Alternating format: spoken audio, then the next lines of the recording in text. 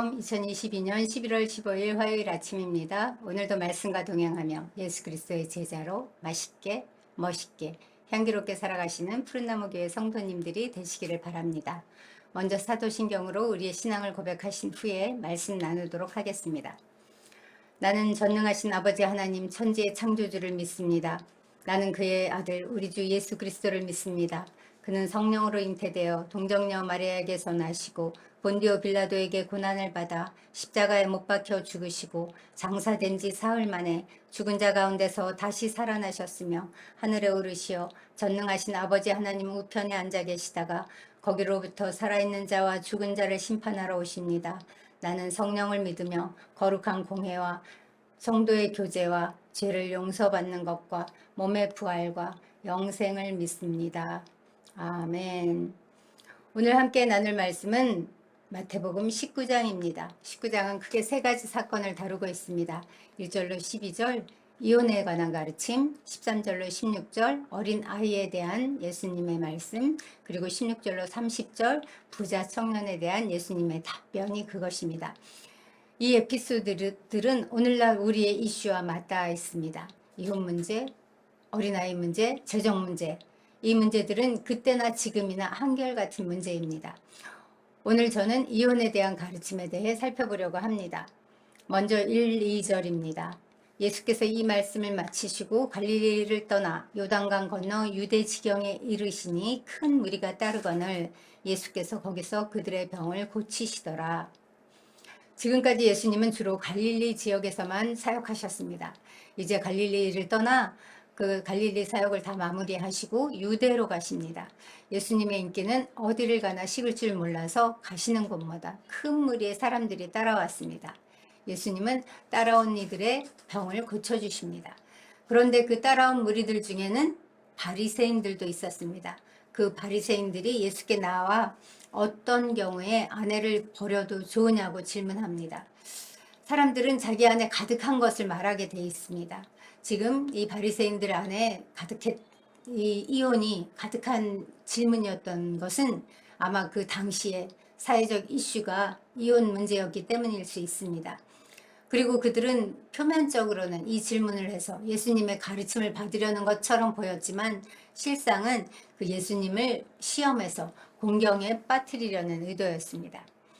바리새인들은 모세의 신명기 24장 말씀을 인용해서 예수님을 공경에 빠뜨리려고 질문한 것입니다.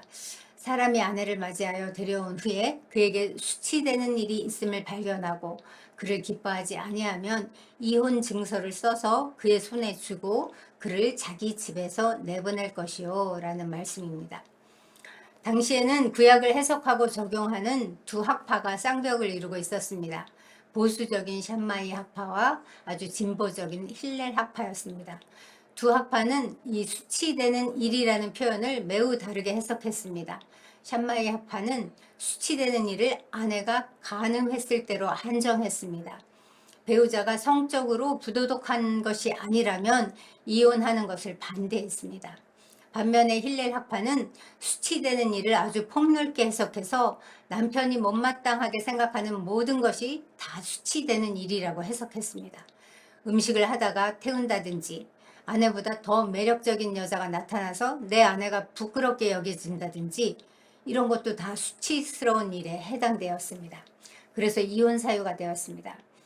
그러니 만약 예수님이 이 수치되는 일을 폭넓게 해석한다면 샴마이 학파로부터 비난을 받을 것이고 수치되는 일을 간음으로만 한정한다면 힐렐 학파로부터 맹공격을 받을 것입니다.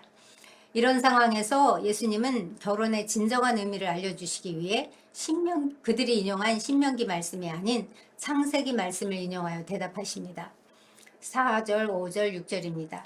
예수께서 대답하여 이르시되 사람을 지으신 이가 본래 그들을 남자와 여자로 지으시고 말씀하시기를 그러므로 사람이 그 부모를 떠나서 아내에게 합하여 그 둘이 한 몸이 될지니라 하신 것을 읽지 못하였느냐. 그런즉 이제 둘이 아니요 한 몸이니 그러므로 하나님이 짝지어 주신 것을 사람이 나누지 못할지니라. 하나님이 지으신 남녀가 그 부모를 떠나서 둘이 한 몸이 되는 것이 결혼입니다. 그렇기 때문에 하나님이 짝지어 주신 한 몸을 사람이 나눌 수 없다라고 분명히 말씀하셨습니다. 그런데도 불구하고 바리새인들은 쉽게 포기하지 않습니다. 그러면 어찌하여 모세는 이혼 증서를 주어서 버리라고 명하였나이까? 라고 계속 질문합니다. 그러자 8절에서 예수님은 모세가 너희 마음의 완악함 때문에 아내 버림을 허락하였거니와 본래는 그렇지 아니하니라 라고 대답하십니다. 여기서 마음의 완고함이란 거칠고 잔인하고 완고한 마음, 아주 메말라 붙은 마음을 말합니다. 인간의 타락한 심성을 반영하는 표현입니다.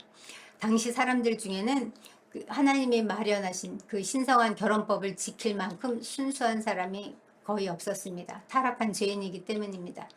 신앙적 열정을 지닌 사람들도 많지 않았습니다. 우리도 마찬가지입니다. 그들 중에는 심지어 아내를 내쫓기 위해서 막 일부러 학대하거나 살해할 의사까지 있는 사람들도 있었습니다. 그래서 모세는 그러한 큰 죄악을 범하면서 남녀가 같이 사느니 차라리 갈라서는 작은 악을 허용했던 것이죠. 즉 모세가 이혼 증서를 써주라고 한 것은 이혼을 조정하려는 것이 아니라 경솔하고 충동적인 이혼을 막기 위한 것이었습니다. 이혼 증서를 쓰기까지는 여러 가지 까다롭고 엄격한 규정이 있었기 때문입니다. 그것을 하면서 이혼을 보다 무겁고 신중하게 결정하라는 의도로 이혼 증서를 쓰라고 한 것입니다. 또 다른 방면으로는 이혼당하는 여인의 그 인권을 보호하기 위한 것이기도 했습니다. 이혼 증서가 없으면 다른 사람과 결혼할 수 없었기 때문입니다. 계속 전 남편이 괴롭혀도 대책이 없었고 재혼도 하지 못했기 때문에 이혼당한 여인이 다른 여자와 결혼해서 안정적인 삶을 살 수 있도록 여성 인권을 보호하려는 차원에서 이혼을 허락한 것입니다. 그렇다면 본래 하나님의 뜻은 어땠을까요? 예수님이 말씀하시기를 본래는 그렇지 아니하니라 라고 분명히 말씀하셨습니다. 이 말씀은 에덴 동산에서 하나님이 친히 정하신 그 결혼법에는 본래 이혼의 허용이나 그 가능성에 대해 손톱만큼도 암시되어 있지 않다는 뜻입니다. 그렇습니다. 이혼은 결코 창조주 하나님의 뜻이 아닙니다. 하나님이 만드신 제도도 아닙니다. 이혼은 본래의 하나님의 창조 질서, 즉 남자와 여자가 한 몸을 이루는 상태를 파괴하는 것입니다. 결혼은 엄연한 하나님의 명령이기 때문에 부부가 한 몸을 이뤄 사는 것이 바로 하나님의 뜻입니다. 하나님은 아무 데서도 이혼을 명하신 적이 없습니다. 하지만 바리새인과 서기관들은 모세 율법이 이것을 명하고 있다고 둔갑시켜서 말했습니다. 이혼을 어떻게 하든 최소화하고 여인의 삶을 보장하려는 그 모세의 진의는 온데간데 없이 법을 이용하려는 그들의 마음만 남아있기 때문입니다. 그러므로 우리 역시 말씀의 본래 의도를 놓치고 문자적으로만 해석한다면 이런 율법주의의 오류에 빠지고 말 것입니다. 문자에만 얽매이지 말고 주님께서 이 말씀을 하신 본래 의도는 무엇인가? 하나님 아버지의 본심은 무엇인가? 그것을 헤아려서 순종하는 저희가 되었으면 좋겠습니다. 결혼은 거룩하고 특별한 축복입니다. 하나님과 화목된 관계 속에 있는 우리는 이 율법의 문자적 의미를 초월해서 그 본래의 목적을 회복해서 거기에 순종하는 삶을 살기 원합니다. 9절에서 주님은 이혼할 수 있는 딱 한 가지 이유를 말씀하십니다. 내가 너희에게 말하노니 누구든지 음행한 이유 외에 아내를 버리고 다른 데 장가드는 자는 간음함이니라. 이 말씀은 음행한 이유 외에는 이혼의 이유가 하나도 없다고 단언하는 말씀입니다. 그렇다고 이 말씀을 옳았구나, 음행하면 이혼할 수 있구나 라고 해석하면 우리 본래의 의도가 왜곡됩니다. 이혼 증서만 주면 이혼할 수 있다고 주장하고 해석했던 힐렐 학파와 다를 바가 없는 태도입니다. 예수님은 합법적으로 이혼할 수 있는 정보를 제시하기 위해서 이 말씀을 하신 것이 아닙니다. 하나님께서 짝지어 주신 아내를 자기 마음대로 버릴 수 없다라는 의미로 이 말씀을 하신 것입니다. 그러니까 성적인 죄가 배우자의 그 음행이 이혼의 충분 조건은 되지만 그것이 필수 조건은 아니라는 것을 기억하시기 바랍니다. 용서하고 함께 살 수 있다면 그것이 더 큰 사랑이고 더 큰 용기입니다. 이스라엘이 끊임없이 하나님을 배역하고 우상 숭배하며 간음했는데도 불구하고 하나님이 끊임없이 돌아오라고 하고 끊임없이 용서하셨던 것처럼, 또 우리를 향해서도 지금도 여전히 그렇게 하시고 계신 것처럼 우리도 잘못을 저지른 배우자가 진심으로 회개한다면 용서할 수 있는 그런 삶이 되었으면 좋겠습니다.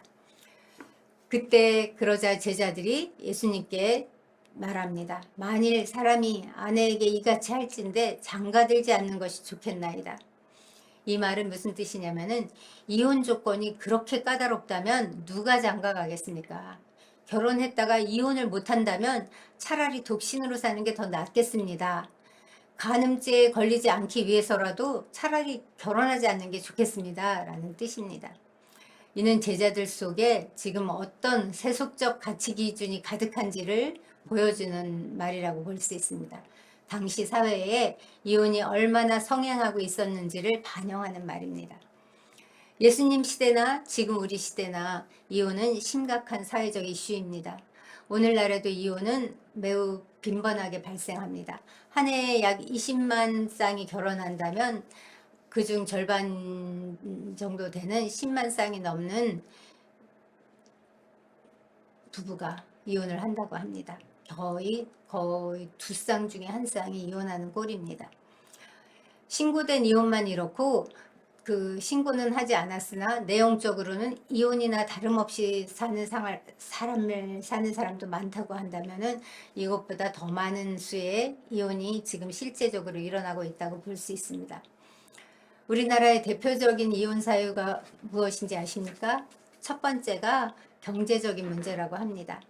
그러나 성경은 그것이 이혼 사유가 된다고 말하지 않습니다. 재정 문제가 얼마나 어려운가, 건강이 나쁜가, 스트레스가 얼마나 큰가, 성격이 안 맞는가, 사랑이 식었는가, 이런 것들은 이혼 사유가 된다고 말하지 않습니다.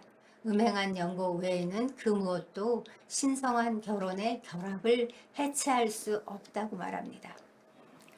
그런데 그 예수님 살아계신 그 당시에도 그랬고 지금 오늘날도 이혼이 절대 하나님의 절대 금지 조항이라고 생각하지 않습니다.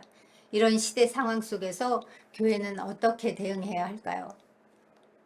오늘 예수님이 그러신 것처럼 결혼을 파괴하는 것은 결코 하나님이 기뻐하시는 뜻이 아니라는 것을 분명히 가르쳐야 합니다. 진리를 알지 못하기 때문에 이혼을 하는 일이 없도록 가르쳐야 할 책임이 교회에 있습니다. 그러나 원칙은 고수하되 이미 아픔을 당한 이들에 대해서는 섬세한 목회적 돌봄이 뒤따라야 합니다. 이혼 자체는 반대할지라도 이혼한 사람의 인권은 존중하고 보호할 필요가 있습니다. 이혼한 사람들을 정죄하는 시각으로 바라봐서는 안 됩니다. 또한 지금 이혼하려고 확고한 결심을 하고 있는 사람들을 어떻게 적극적으로 도와야 할지도 생각해야 합니다.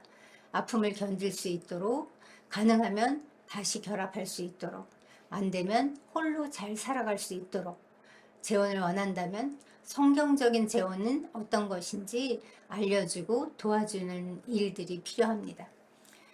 이 시대의 죄악에 편승하지 않도록 죄는 죄라고 담대히 교훈하되 이미 일어난 일에 대해서는 긍휼을 잃지 않는 저희가 되기를 바랍니다. 말씀을 제대로 가르치고 해석하고 적용하지 않으면 이것은 결코 개인의 문제로 그치지 않습니다. 상대방이 있고 자녀들이 있고 양가 가족들이 있고 연결된 공동체가 있기 때문에 결국은 사회 문제가 될 수밖에 없습니다. 이혼으로 깨어진 가정이 점점 늘어나고 있습니다. 교회가 회복과 치유의 관점으로 이 일을 바라보고 교인 모두를 품는 큰 가정이 되도록, 그리하여 이 해체된 가정의 회복을 돕는 공동체가 되도록 우리 마음 모아서 함께 노력하는 그런 교회가 되었으면 좋겠습니다. 우리가 말씀을 배우고 가르치는 목적은 성도들의 상처를 치유하고 온전한 그리스도인으로 세우기 위한 것입니다. 하나님의 본심을 알아가는 성경 공부, 그래서 진리 안에서 자유케 되는 인생들이 되도록 그렇게 함께 세워져가는 푸른나무 교회 공동체가 되었으면 좋겠습니다. 기도하겠습니다. 하나님 아버지 감사합니다. 오늘 결혼에 대한 예수님의 가르침을 배웠습니다. 말씀의 본질을 제대로 읽을 수 있는 영적인 눈을 열어 주시옵소서. 오늘 하루도 나의 뜻과 그 세속적 가치관을 의지해서 사는 것이 아니라 하나님의 말씀, 하나님의 진리에 의지해서 살아가는, 그래서 그것을 붙들고 선택하고 결정하며 살아가는 저희가 되도록 인도하시고 축복하여 주시옵소서.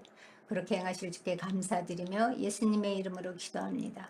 아멘. 이제 공동체를 위해 기도하겠습니다. 회복과 치유의 관점으로 서로 피차 바라보는, 그리하여 서로 격려하고 위로하는 따뜻한 공동체가 되게 해달라고 기도하겠습니다. 그리고 작은 도움이라도 실제적인 도움을 나누는 그런 공동체가 되게 해달라고 함께 기도하시겠습니다.